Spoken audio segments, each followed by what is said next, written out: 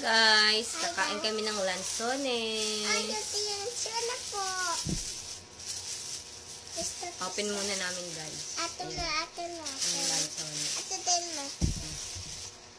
Dito?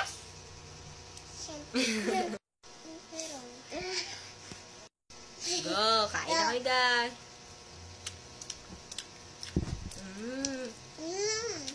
Sarap ng lansones. Ang sayap yun. Hindi sayap din na ito. Asin yan na. Ito sayap. Sarap to. Bali, guys, ano siya? 1/4, 35 pesos. Ito sayap. 140 ang kilo niya. Sayap din na. Sarap niya. Epate, guys, banana kasi ayaw niya ng lansones. Babalat pa ulit, guys. Ito pa. Kanan. Kain ulit, guys. Yeah. Diwa. Asim.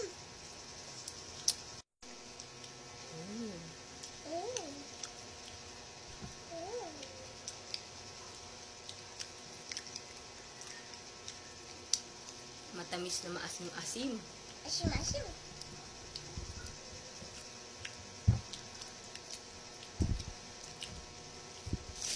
Yung umuwi yung mama ko dito nung 2021 ata yun.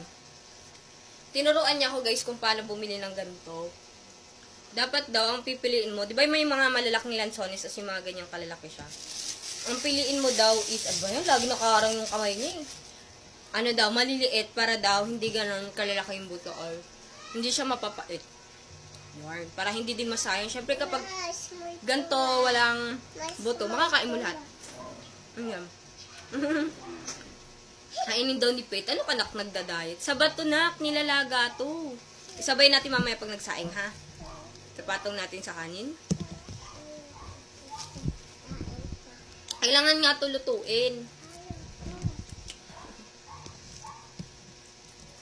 Huwag niya anak. Baka di mo magustuhan. Small ayan na.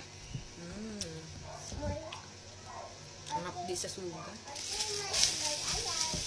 Wala na dyan, nak. Wala na. Last na yun eh. Laglag ka, ha?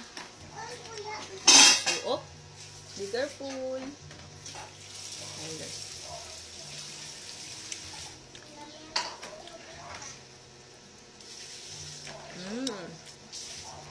Ingat lang talaga sa pagkain nito kasi pag nakain mo yung buto, di ba, ang pait.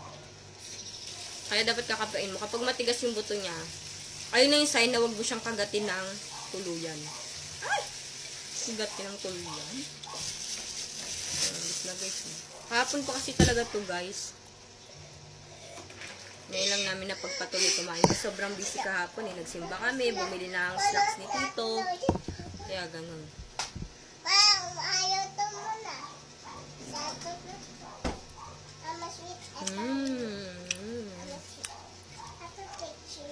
Yun lang, guys. Bye-bye. Bye-bye ka na.